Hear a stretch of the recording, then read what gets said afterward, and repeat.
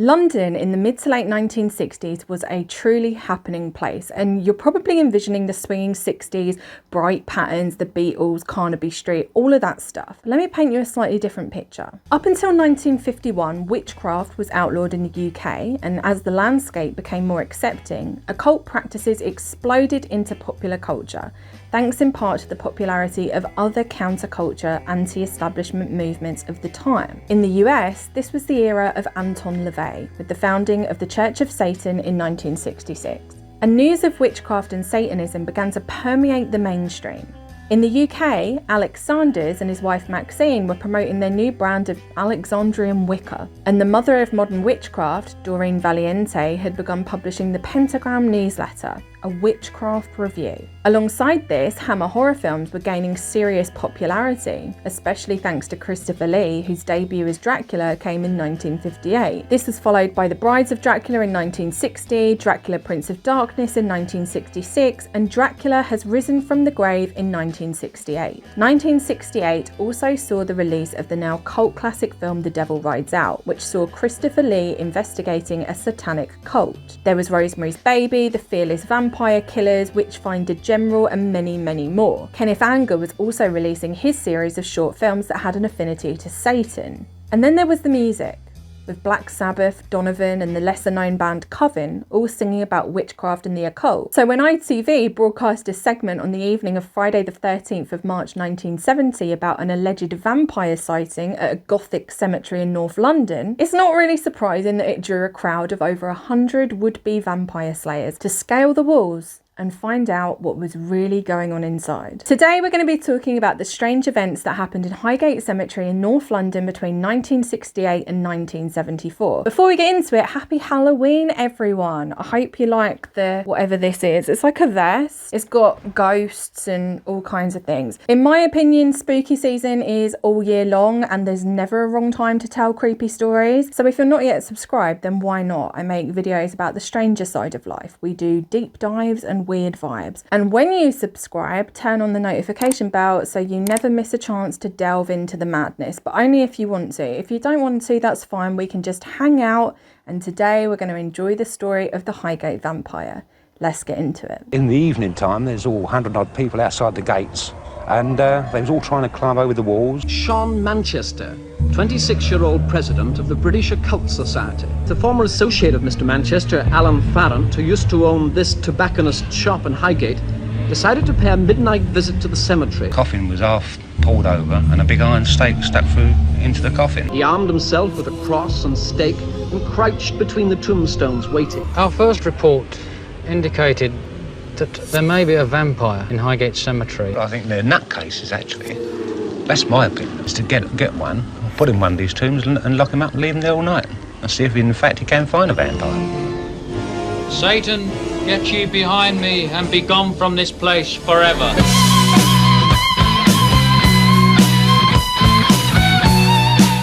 Highgate Cemetery is, in my opinion, one of the most beautiful places in the UK, and that might sound a bit weird to a few of you who are like, really? A graveyard? The most beautiful place in the UK? But hear me out, okay? It's located in Highgate, obviously. It's called Highgate Cemetery, which is in North London, which was classed as a village outside of London until the late Victorian era. Nowadays, it's an incredibly affluent part of London, and it still retains some of that more suburban, almost village feel to it. Basically, it's dead posh, and it's also the 9th highest point in the city, which means that from certain vantage points you get a really nice view of London. Highgate Cemetery opened in 1839 and is one of the magnificent 7 cemeteries that were opened after the cholera epidemic. Long story short, the entire city of London was becoming super cramped and overcrowded, so disease was spreading rampantly, and as a direct result, London's cemeteries were becoming super overcrowded themselves. There were corpses everywhere. Things were getting so grim that decaying matter was even making its way into the water supply, which is just like, I don't even want to think about it. So Parliament were like, right, we need to do something about this. There is now matter in the water. So they passed an act that enabled the creation of private cemeteries, and thus Highgate was born. The cemetery attracted a lot of incredibly wealthy investors, including Julius Beer, who owned the Observer newspaper. He actually built a mausoleum for his daughter Ada, and eventually himself and other members of the Beer family were laid to rest there. The architecture in Highgate Cemetery is really something to behold. It originally opened on the west side of Swains Lane, which is the name of the road that now separates the west side from the east side. On the west side is where the most famous architecture is, including what's known as Egyptian Avenue and the Circle of Lebanon. It used to be that you could only access it through like a private tour that you'd have to book, but now you can actually walk around it by yourself, which is pretty amazing. I would absolutely love to go and spend an afternoon there. However, it is heavily monitored by the people that run Highgate Cemetery, but back in the late 1960s, it was a different story entirely. Highgate used to be run by the London Cemetery Company, who also ran the other 6 of the Magnificent 7 cemeteries. And in the 1930s, Highgate's popularity was waning. The appetite for elaborate funerals and mausoleums gave way to more affordable options, and Highgate started to run out of money. In 1960, the London Cemetery Company was declared bankrupt and got absorbed by the United Cemetery Company, and to put it bluntly, things went to shit. The cemetery became overgrown and dilapidated. What was once a grand Victorian cemetery became covered in ivy and graffiti and turned into a stomping ground for those pesky Satanists. It was the perfect place for teenagers and those interested in the occult to run around and play pretend. There were broken graves everywhere, and you could easily get inside some mausoleums and see some really creepy things. If you visit the cemetery now, they're going to be reluctant to mention the story that I'm about to tell you, but it really is the most fascinating of tales. Given the aforementioned climate and the overgrown nature of Highgate Cemetery at the time, it's not surprising that people began to make wild claims about vampires and apparitions. Like I said in the intro, this was the peak era of Hammer horror films, and although the vampire has a history spanning back to the 1700s, Christopher Lee was bringing it back. So back in the late 1960s, a man named David Farrant was part of the British Psychic and Occult Society, and he was a Wiccan and he was interested in psychic phenomena. David was contacted by an accountant who went under a pseudonym, and he said that he'd seen an apparition in the cemetery, a 7-foot tall black figure hovering above the ground. But that's not all. The accountant had actually gotten lost in the cemetery, and he said that he heard church bells ringing, so he followed the sound, and that's how he found the figure. But he didn't just see the figure. Whatever it was hypnotized him for several minutes, rendering him totally motionless. He said that he felt like whatever the apparition was sucking the life out of him, draining him of energy. But David Farrant wasn't the only person with an interest in vampires and spirits. Sean Manchester, the president of the British Occult Society, was also conducting his own form of investigation. He claimed that 2 16-year-old girls had seen bodies rising from their coffins within the cemetery on their walk home from Highgate Village, and that after they'd seen said bodies, one of the girls had been afflicted with nightmares. She grew sick, pale, almost as if she was being drained of life. Another sighting that caught Manchester's attention was that of a couple who were walking down Swains Lane late at night, and as they passed the cemetery gates, they claimed to have seen something horrifying, and they also saw said horrifying thing float away. In a place like Highgate, gossip travels fast, and soon enough there's more sightings. David Farrant claims that an older woman walking her dog sees the apparition, describing it as a tall, dark figure. She said it appeared angry, glaring at her before disappearing inside the cemetery. There's a bit of a difference in each account. On one side there's an entity, an apparition, not necessarily a vampire, and on the other there's a hideous creature tormenting teenage girls and terrifying young couples. Driven in part by sightings and also by the nature of gossip and popular culture, people started to show up at the cemetery and do some not so nice things. There was a lot of grave desecration going on, with coffins being opened and bodies being staked, as well as coffins being burnt. And I've talked a few times on this channel about how mass hysteria works. This is obviously pre-social media days, so you've got a bunch of alleged sightings, words spread, and people lose their damn minds. Well, it was a tall figure, about maybe 8 feet tall, and when I first witnessed it, I noticed that the area turned icy cold. But what was most significant about it was it had glaring red eyes. And I should add that I wasn't the first person who saw it. It had been witnessed locally in Highgate for several months, and I decided to investigate. And when I actually went to Highgate Cemetery, I wasn't looking for it. But as I passed the top gate, something caught my eye and it was there. He claimed that he was under psychic attack and that he repeated an incantation to repel evil forces, and thankfully the apparition was like, oh no, not an incantation, and then it just left. But this confirmed to David Farrant that there was indeed an entity of sorts in Highgate Cemetery. But it is important to note that David said that he thought of this as more of a ghostly spirit than an actual vampire. No, I do not believe in blood-sucking vampires. I don't believe in the sort of vampire that stepped out of a Hammer horror movie. But I do believe that there can be malignant entities which under certain conditions can remain earthbound. And I think that's just what I actually witnessed at Highgate Cemetery. I have seen it, yes. I saw it last February, and I saw it on 2 occasions. What was it like? It took the form of a tall, grey figure, and about 8 feet tall, and it seemed to glide off the path without making any noise. Now, if this story was taking place in 2021, David Farrant would have just made a TikTok and probably reached millions of people across the world who would have believed him without questioning a thing. But sadly, back in February 1970, one of the only ways to communicate with the general public was through traditional media. So he writes a letter to the local paper, which is called the Hampstead and Highgate Express. He said that some nights I walk home past the gates of Highgate Cemetery. On 3 occasions, I have seen what appears to be a ghost-like figure inside the gates at the top of Swains Lane. The first occasion was on Christmas Eve. I saw a grey figure for a few seconds before it disappeared into the darkness. The second sighting, a week later, was also brief. Last week, the figure appeared only a few yards inside the gate. This time, it was there long enough for me to see it much more clearly, and now I can think of no other explanation than this apparition being supernatural. I have no knowledge in this field, and I would be interested to hear if any other readers have seen anything of this nature. Lo and behold, a bunch of people begin to write into the newspaper claiming all manner of sightings, from tall men in hats to apparitions wading into ponds to violent ghosts on bikes. The people of Highgate have seen it all, but none seemingly as much as Sean Manchester. Our first report indicated that there may be a vampire in Highgate Cemetery.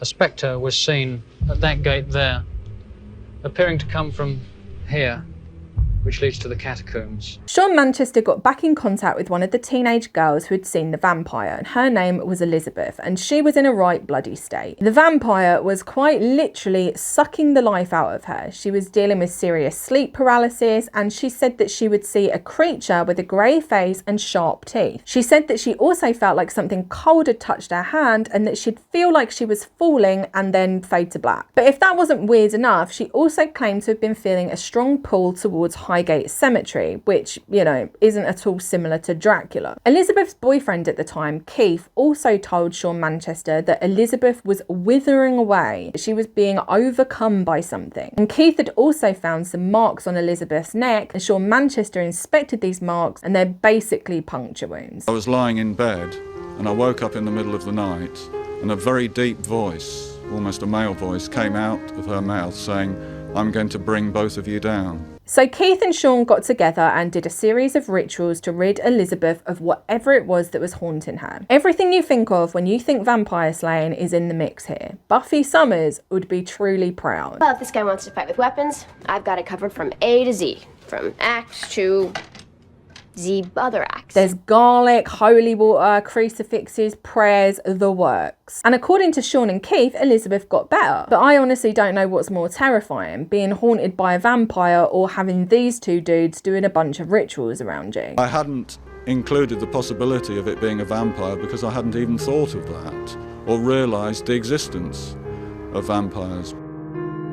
But then, when Bishop Manchester spoke to me and explained about the legions of the undead, thereafter everything fitted and totally made sense. From what I've seen on Sean's blogs, him and Keith seem to still be good mates, which is nice to know. I guess the vampire just brought them closer together. Sean wrote to the Hampstead and Highgate Express himself, and there was an interview with him that was published on the 27th of February 1970. In it, he basically confirms the existence of a vampire in Highgate Cemetery. Obviously, the Hampstead and Highgate Express are loving every minute of this debacle, because what sells newspapers better than the strange tale of a real-life vampire knocking around a decrepit old cemetery? It's a real-life Hammer horror story, and I bet it sold a lot of copies. To put it simply, Sean Manchester claimed that a king vampire of the undead was buried in the cemetery, and he was the one that was causing all the bloody nuisance. Much like Bram Stoker's Dracula, the vampire had been dead wealthy, a proper aristocrat-type character from somewhere near Turkey, and his corpse had been brought to London by those that admired him. Those same admirers had also bought a house for him in the West End, because money isn't an issue when you're dealing with an 18th century king vampire. Sean's theory was that because the cemetery had been attracting Satanists,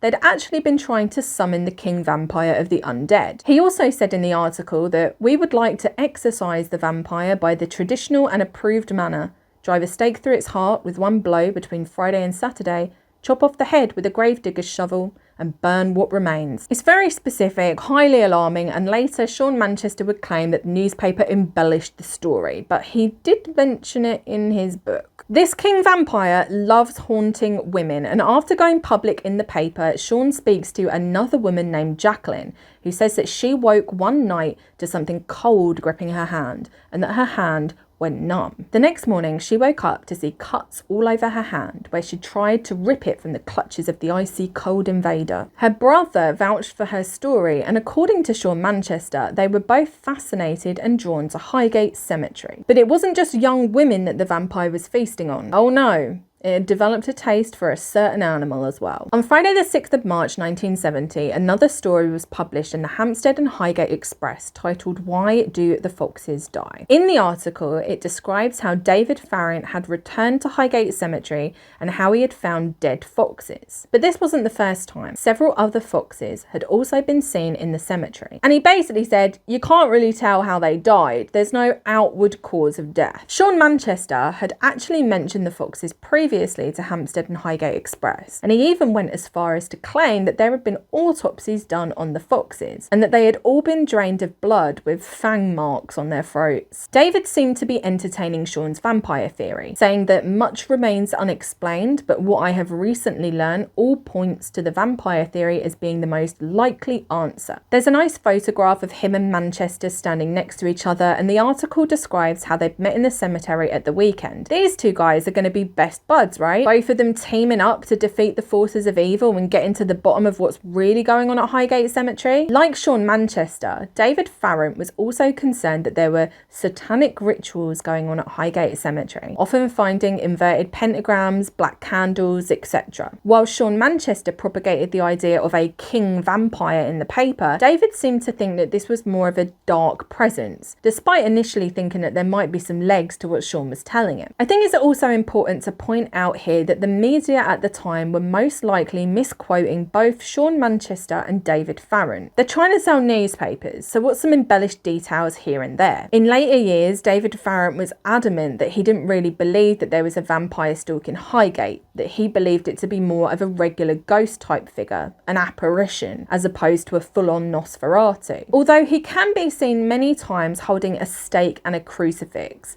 likely at the behest of the newspaper's photographers, because a run-of-the-mill ghost doesn't whet their appetite quite like the story of a sinister vampire knocking about an old cemetery. And as we're about to find out, when you put that kind of story out into the world, some hysterical things happen. As Sean Manchester and David Farrant were starting to drift apart, they were both featured on an ITV television show on the evening of Friday the 13th of March 1970. First of all is Friday the 13th, which obviously played into the hysteria that was about to ensue. They were both interviewed on the programme, which seems to be lost in the archives somewhere. I would truly love to find this footage if anyone knows how to get hold of it, but part of it is documented in the book Raising the Devil. David Farrant claimed to have been receiving threatening letters, and allegedly Sean Manchester said about David on TV, he goes against our explicit wish for for his own safety, we feel he does not possess sufficient knowledge to exorcise successfully something as powerful or evil as this vampire,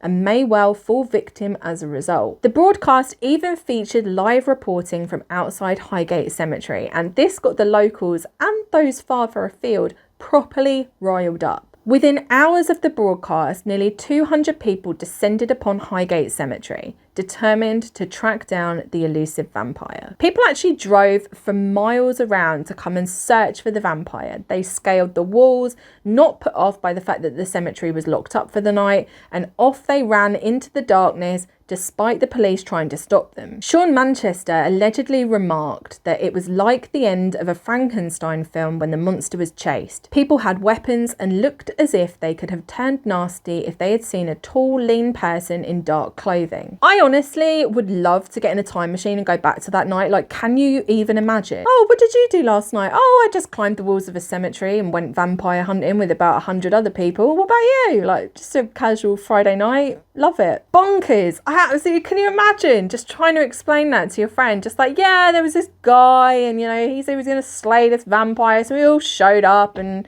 had a great time. Now, obviously, the media had been stoking this hysteria for a while in Highgate. So with a live reporter at the cemetery gates, it's absolutely no wonder that people started to show up. You have to think of the climate at the time as well. Like, the early 70s was really the breeding ground for the 80s Satanic Panic, which I have an hour-long video about. That video is kind of like really focused on the American Satanic Panic. And one thing that I wish I'd included a bit more in that video was this kind of occult revival that was going on at the time, especially in the UK. Like, there was tons of 70s documentaries about witchcraft and the occult, and this kind of gave way to hysteria. It was people with little to no understanding of the many differences and practices of both Satanism and witchcraft. But it's what the media do best: incite panic and then wash their hands of it. So the media keep reporting about how the cemetery is rife with black magic signs and satanic cults, despite the fact that anyone and everyone can leave so-called black magic signs. And if you visit almost any abandoned house, or sadly even a cemetery, you're almost certain to find vandalism from usually teenagers that have some sort of reference to the occult. On Friday the 1st of August 1970, 3 young girls found the headless and charred remains of a corpse. It was a grave desecration. The deceased person had been taken out of the vault in which they had been laid to rest and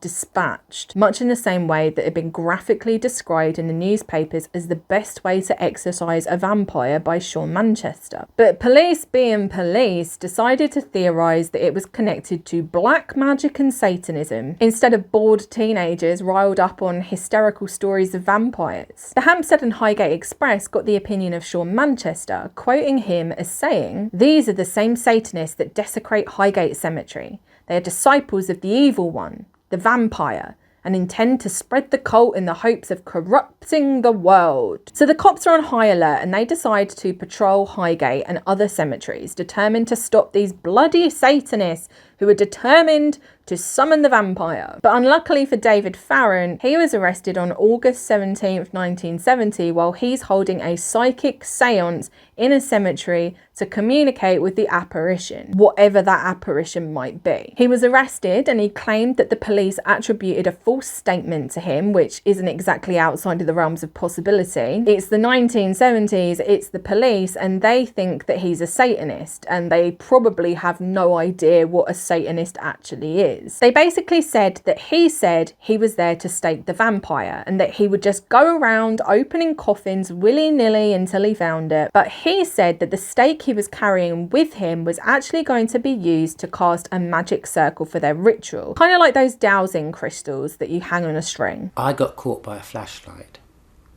I was taken to Kentish Town Police Station and interrogated about stories of a vampire. I refused to give my name. At first, I refused to give my address.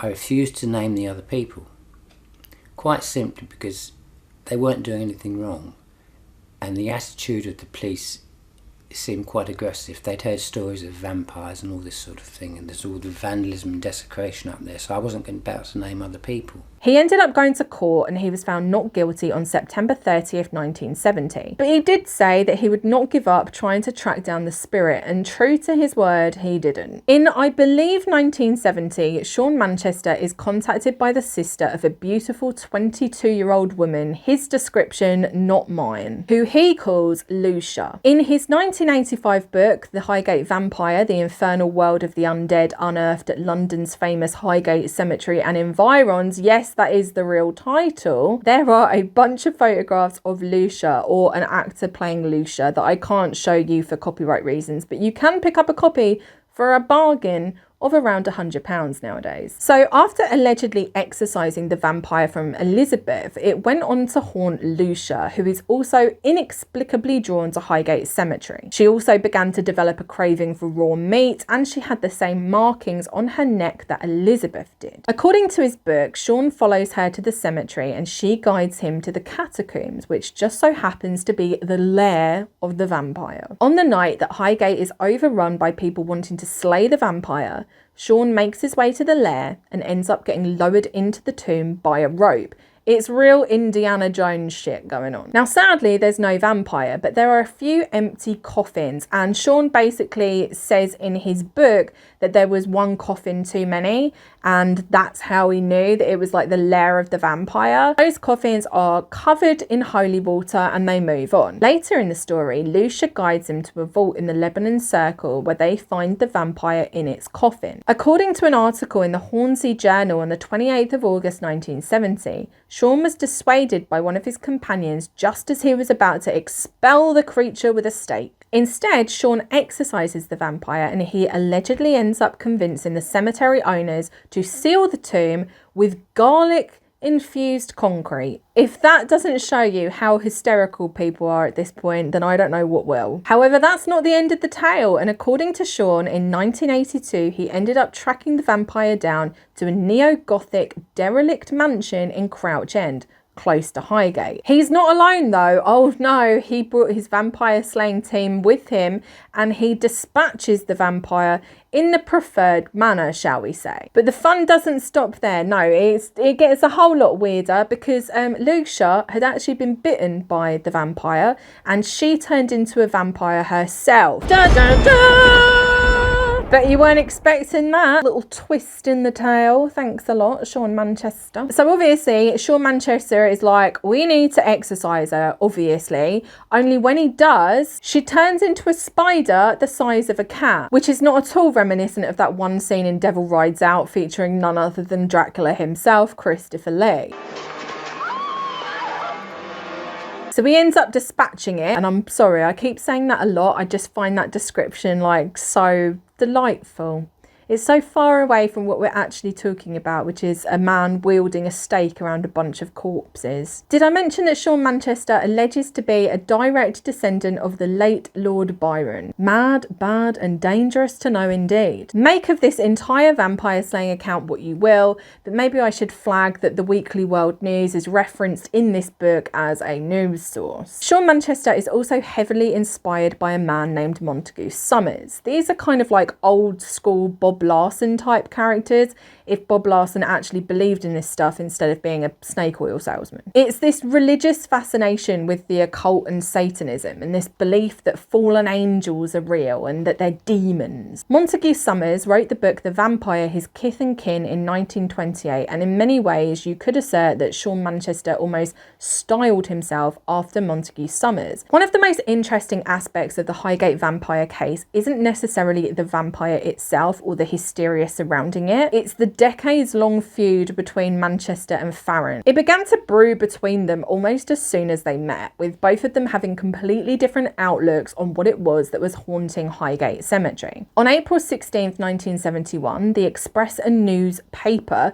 printed an article called "Occultists' Feud Goes to Court." In the article, it details how David Farrant had alleged that Sean Manchester had stolen some items from his house. It also details how they'd been friends friends until falling out in the later part of 1970, which is around the time that David was arrested and appeared in court. Now, these cases got dismissed because of a lack of evidence, but the article shows the friendship on a very steep decline. In early 1973, flyers started to appear in several North London Underground stations. They advertised a magician's duel between the two stars of the Highgate Vampire story on Friday, April 13th, 1973. David and Sean were going to battle. According to the book Raising the Devil, David Farrant agreed to the duel, providing it would be in private. However, it was set to take place on Parliament Hill in Hampstead, overlooking London, and that is proper busy there. It's definitely not private. As we've learned throughout this story, the press came in and sensationalised the shit out of it. They claimed that Sean and David were going to slaughter a bunch of cats in front of a bunch of witches, and even the RSPCA ended up stepping in, and they made a statement saying that they were going to take strenuous action to stop this medieval practice. David is quoted in the newspaper as saying the cat will be anaesthetised before its slaughter, and that when he agreed to take part in the duel, he didn't realise that there would be so many difficulties. However, he then goes on to say that he's been misquoted, which seems to be a running theme in this story. See, there hadn't actually been a sacrifice planned at all. It was all just hyped up nonsense. David said he didn't show up to the duel because he was concerned for his safety, and Sean Manchester allegedly performed some sort of exorcism in front of the media to banish the powers of Farrant's magic. Here's another interesting little side story. In 1973, David Farrant is contacted by a reporter from News of the World. They basically want to see a real-life witchcraft ceremony, and David agrees, which is the first bloody mistake. It's the News of the World. They're not going to paint this the way that he wants it to be painted. David invites some friends, and at the time he's in contact with someone who calls themselves the Magister. Here's a photograph. Obviously he's got a mask on, so we can't really make out who it is, but I thought I'd show it to you anyway. Now, David alleges that before the ceremony was to take place, the Magister had helped him arrange the altar, putting a yellow substance in a bowl. Allegedly, in the middle of the ceremony, he placed a small candle in the bowl he'd already prepared, and boom! A massive explosion. He'd actually filled it with sulphur, according to David Farrant, causing fire and smoke and damage to his flat. The Magister ended up running away from the scene, so I guess we'll never know who he was. The story gets written up in the News of the World, and it's your typical tabloid story. Absolutely no surprises on how they painted the entire thing. And this just fed into the hysteria that was going around at the time. From vampires to occult rituals, the press was selling this to the public as if it was true. And as we all know, once something like that starts to permeate the collective psyche, the results can be truly life-ruining. 1973 was a bad year for David Farrant. He was painted in the press as his kind of UK version of Anton LaVey. It was all dark rituals and cat sacrifices. Yes, there were more allegations of cat sacrifices. Basically, the News of the World couldn't get enough of these salacious stories, and they printed all manner of allegations. And it's important to note here that David actually managed to successfully sue them for libel in 1980. Long story, really long story short, a musician called Long John Baldry had publicly accused David of abducting his cat, something that David didn't do because the cat finally showed up. Alongside this, Highgate was closed to the general public, but people were still breaking in and doing all sorts of rituals, which got blamed on David. Now, things really kicked off when David allegedly sent 2 voodoo dolls to an RSPCA inspector and a doctor's wife, who, according to the book Raising the Devil, had called for him to be prosecuted for cruelty to animals. So obviously the press go and interview them, and they also interviewed David, who says that he didn't mean any supernatural harm, only that their malice be turned back upon themselves. Long John Baldry allegedly also received some stuff in the post, and he got Graham Bond from Cream to do a protective ritual for him, which is absolutely wild. You've got like these rock stars in the 1970s just doing like mad rituals. Only in the 70s, literally only in the 70s could this be a thing. Now, bloody David keeps getting himself into trouble, and one of his friends called John Pope had a bit of a run-in with the police. So David sends the 2 police officers dolls by recorded delivery with a note that read, "Those who harm the initiated will become a victim of their own intentions. Your evil will be returned to you before another month is through."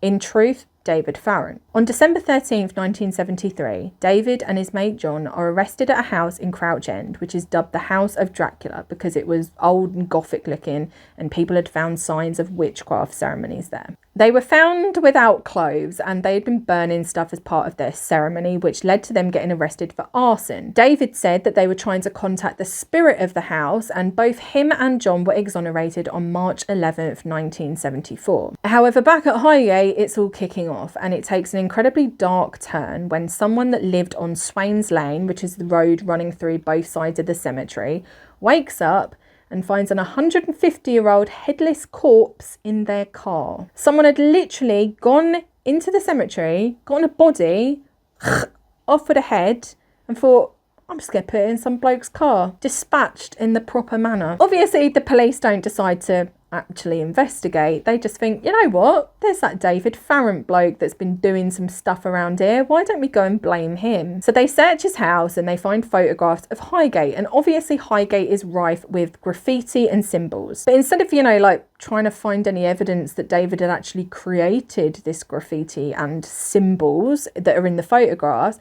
they use these photographs as evidence. So it's kind of like if you were to walk down a street, take a photograph of graffiti and then later got arrested and the police claimed that you did it just because you took a photograph of it. Now, I'm not saying that David Farrant wasn't a nuisance. He absolutely was. I'm not trying to make excuses for David's actions, but I do think that he was kind of the victim of a witch hunt and was made an example of in the media. Now, at his trial, he ended up defending himself, and he said that all of the damage and body snatching going on at Highgate Cemetery was down to satanic cult. So he's kind of playing into this idea of satanic panic as well. And I would argue that it was down to bored teenagers, not satanic cults.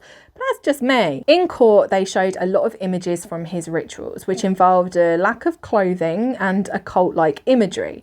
They accused him of being involved in necromancy, like all kinds of wild stuff. A group of people actually came forward and admitted to finding the 150-year-old headless corpse in the cemetery and planting it in the car. But that didn't stop David from being sentenced to 4 years and 8 months in prison, of which he served almost 3. He was found guilty of damage to Highgate and threatening police with voodoo dolls, along with some other charges. It was unnecessarily harsh. It was almost as if they were making an example of him to deter anyone else from looking for apparitions in Highgate Cemetery. It was a highly sensationalised case. His face was everywhere in the media, and you could argue it was not a fair trial. In 1985, the European Commission of Human Rights ruled that David Farrant's rights had been infringed because while he was in prison, his letters had been intercepted and he wasn't able to practice his religion, which was Wicca. But unfortunately, there was no review of his trial, one that heavily relied on media sensationalism and satanic panic to get a conviction. Now again, I'm not saying that David is completely innocent, but I do feel like that punishment didn't exactly fit the crime. In the years after the Highgate Vampire, Sean Manchester became a bishop of the Old Catholic Church. Basically, the guys that still believe in exorcisms and vampires and all that kind of stuff. I explore those regions which remain,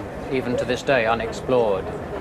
I pioneer the frontiers which remain totally untrekked. According to the book Raising the Devil, Sean Manchester helped research for a central television programme on devil worship, and he has a long history of appearing in the media, giving credence to all manner of satanic panic flavoured theories. Because I'm doing what the church did down the centuries very efficiently, but has ceased to do in our present time.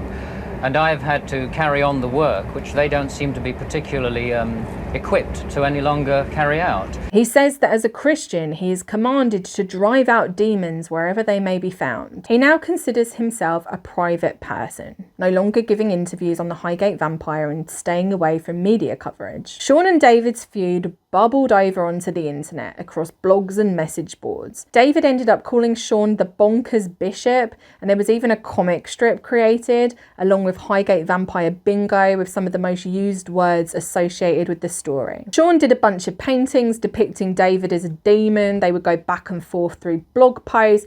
anyone seeming to support or defend David Farrant was attacked as well. It was absolutely wild. Many people allege that Sean Manchester has some sort of clandestine digital army of like sock puppet accounts that pop up to defend him, but that's just an allegation and I don't have any proof. The Highgate Vampire legend inspired the Hammer horror film Dracula AD 1972, but to this day not one film has been made specifically about this story, which I think is an absolute travesty. For anyone watching, I've got a master's in screenwriting and I have written multiple scripts. I am prepared to bring this story to the screen. The widespread coverage of the overgrown and vandalised nature of Highgate Cemetery led to the creation of the Friends of Highgate, a non-profit group of volunteers who now manage the cemetery's upkeep. They're not too keen on acknowledging that strange era of the 1970s, and I do understand why. In all seriousness, grave desecration is extremely upsetting for the living family of those affected, and while it's claimed that neither Sean nor David were involved in any of that, I do think that they have a part to play in taking responsibility. However, I do think that the biggest culprit here, which some people might disagree with, is the bloody media. They found a sensational story and they wouldn't let it go. They misquoted and misrepresented both of these people until the truth became blurred with fiction, creating a climate of mass hysteria and fear, one that gets newspapers selling like hotcakes. And while I think that David Farrant definitely had a big role to play in this story, he didn't really have any control over the way the media spun it. According to him, he was misquoted by police and the press multiple times, and he was kind of turned into this scapegoat of the entire debacle. Definitely responsible for his actions, but painted to be some sort of terrifying master of magic and the occult, instead of just a Wiccan from North London interested in psychic phenomena. The media then went on to use Sean Manchester and David Farrant on multiple shows about both vampires and the occult. Well, if this is really true, I ended up in court charged with hunting a vampire. And while most of them were sceptical of their accounts, these shows just added to a climate already rife with growing hysteria around Satanism and all things macabre. I think the Highgate Vampire is a fascinating story, but it's just that, a story. Something to tell your friends on Halloween, but definitely not something to be believed. What the vampire actually is indeed, is something perhaps we will never know. Perhaps it is only a matter that can remain a speculation. As to the question of whether a vampire still exists at Highgate Cemetery, well, I can only say yes, it does. Thank you for watching the video. I hope you enjoyed it and I hope you have an amazing Halloween, whatever it is that you do. Personally, I'm going on a ghost hunt with my friend Martin, who is the co-host of our podcast, Dial Femme for Murder, and we're going to be live streaming it on TikTok. We're also going to be filming it. Now, I know I'm a skeptic. I don't really believe in ghosts, but I think it'll be funny. It's more kind of like, for me, it's a bit more kind of like Blair Witchy, like we get to run around the forest on Halloween in the dark. I just think that's going to be fun. So fingers crossed, if we get some good footage, that'll be like one of the next videos that comes out on this channel. And yeah, whatever you do, I hope you have a very spooky time. Bye! I was working in the lab late one night when my eyes beheld an eerie